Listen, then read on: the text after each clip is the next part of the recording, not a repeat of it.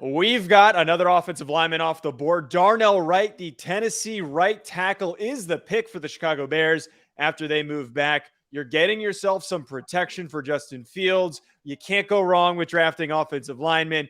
And here to react with us is Joey Christopoulos, host of Believe in Bears on the Believe Podcast Network. Look, Joey, I like the pick. I thought it was going to be Peter Skoronski. I would have also gone Peter Skoronski, the hometown guy, the guy from Illinois, the guy who went to Northwestern. But frankly, you can't go wrong with Darnell Wright. He is a great run blocker. He is going to be a plug-and-play right tackle. The only pause I have on this is I don't think he can play left tackle, and I assume this is an assumption that Braxton Jones is going to stay at left tackle. But, Joey, an offensive lineman, this is a home run for me. You're getting protection for a guy that was poorly protected last year. Your thoughts on the pick?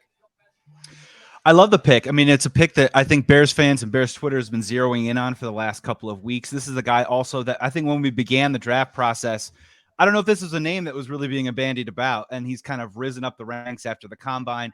And you mentioned, I think Skoronski was really intriguing, especially with his technical nature, just coming in a set it, forget it guy. But where does he play along the line? What do we do with Tevin Jenkins? We're moving him over to left tackle. I think there were a couple of questions there. And what you've seen from general manager Ryan Poles is that he really loves physical traits. And I think Darnell Wright fit those physical traits a little bit more. And as you said, set it, forget it, put him at the right tackle position, let him run and see if we can all gel and begin to actually build an offensive line core that the Chicago Bears have been lacking for several years now, preceding Justin Fields.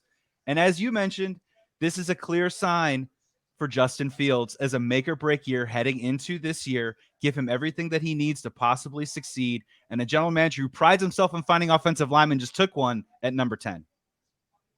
This is a great blocker that they're adding to this offensive line. Blake, this is an SEC lineman. What are we getting out of an SEC lineman here? I think a guy that ultimately can go to guard, right? I mean, a bigger body dude. Joe, you talked about him not playing left tackle. I do think that eventually he could move into that guard spot and be really dominant. That's just my opinion because of how he moves and how dominant he's been in the run game. When you can get that interior push, for me, especially with the center in that front, and especially with them wanting to run the football as much as they're going to want to, yeah. I really like either one tackle or right guard for him.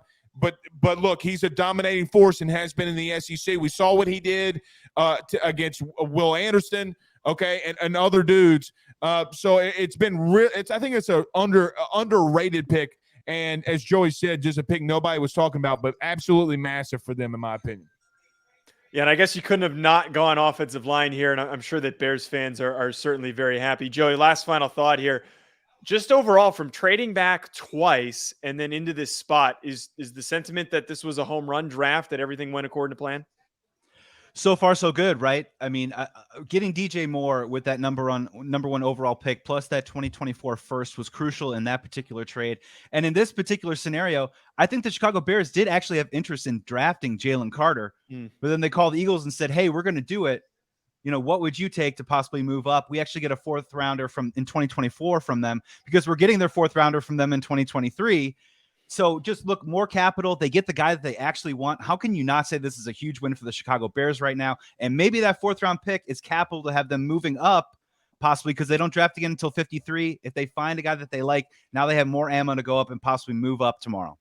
Folks, make sure you go and check out Believe in Bears with Joey Christopoulos. We'll be back with more picks coming up. And we'll see what happens for the Bears the rest of the 2023 NFL draft. Thanks, Joey, really appreciate you taking the time. Blake, Joe, my pleasure.